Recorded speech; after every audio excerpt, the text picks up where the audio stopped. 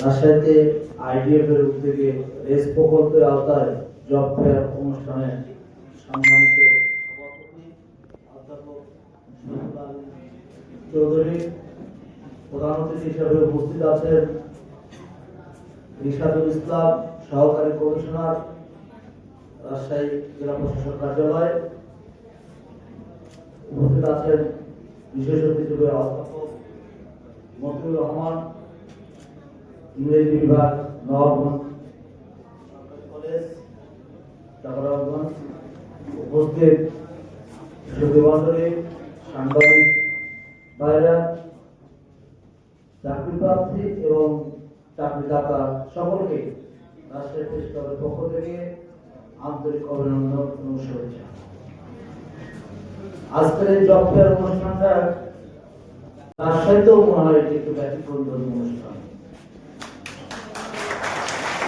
এই ধরনের অনুষ্ঠান বিশেষ করে সমাজের যে শ্রেণীটা সবচেয়ে অবহেলিত, যাদেরকে সবচেয়ে অবহেলার চোখে দেখা হয়, আজকে তাদেরকেই পুনর্বাসনের জন্য এবং তাদেরকে কারিগরি প্রশিক্ষণ দিয়ে তাদেরকে রাষ্ট্রীয় অংশগ্রহণ এবং তাদের জীবন জীবিকার একটি সামান্যতম প্রচেষ্টা এই অনুষ্ঠানের মাধ্যমে করা হয়েছে, যার কারণে এই প্রতিষ্ঠান আয়োজকদের এবং সহযোগিতায় যে প্রতিষ্ঠানগুলো আছেন, পিকেএসপি সহ যারা আছেন, প্রত্যেককে আমরা আন্তরিকভাবে অভিনন্দন জানাচ্ছি এবং ভবিষ্যতে যাতে এই প্রোগ্রামটা আরো বড় আকারে রাজশাহীতে করা যেতে পারে সেই বিষয়ে আপনারা উদ্যোগ নেবেন। কারণ আপনারা জানেন যে রাজশাহী হচ্ছে একটা অবহেলিত জায়গা।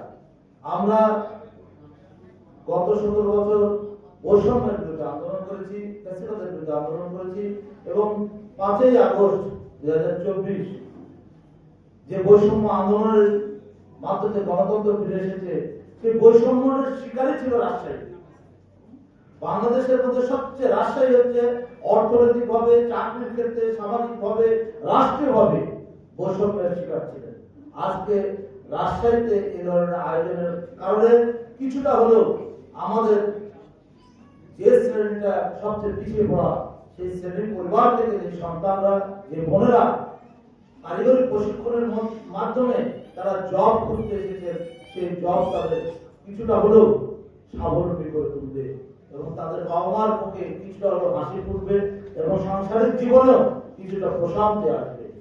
এই জন্য যারা জব সার্ভিসেস এখানে যে স্টলগুলো আছে তাদেরকে অনুরোধ করবো, আপনারা স্মৃতিগুলো সুন্দরভাবে যাচাই বাছাই করে চেষ্টা করবেন আপনারা ন্যায্য পারিশ্রমিক দিয়ে তাদেরকে চাকরিতে যাতে নিয়োগ দিতে পারেন এবং এই নিয়োগটা দেওয়ার ফলে আজকে রাজশাহীর কিছুটা অন্তত উপকৃত হবে, কিছুটা শ্রেণী যাতে আগামী দিনের ভবিষ্যৎ স্বপ্ন দেখতে পারে, সেই স্বপ্নদ্রষ্টা হিসাবে আপনাদেরকে কাজ করার আহ্বান জানাচ্ছি এবং ভবিষ্যতে আরো আপনারা ডেভেলপ করবেন এই সেক্টরে, সেই আহ্বান জানাচ্ছি।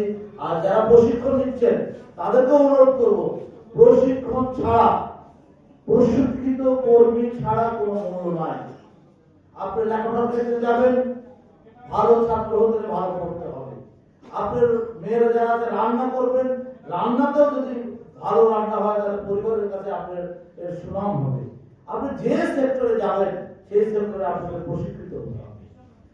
প্রশিক্ষিত ছাড়া আপনি পুরো সেক্টরে কাজ করে আপনি সেখানে ডেভেলপ করতে পারবেন না, সেখানে নিজের সম্মানিত হতে পারবেন না এবং আপনাকে নিজের এর ভবিষ্যৎ পরিকল্পনা বাস্তবায়নেও আপনি অগ্রগতি হতে পারবেন না। সকলকে ধন্যবাদ জানাচ্ছি।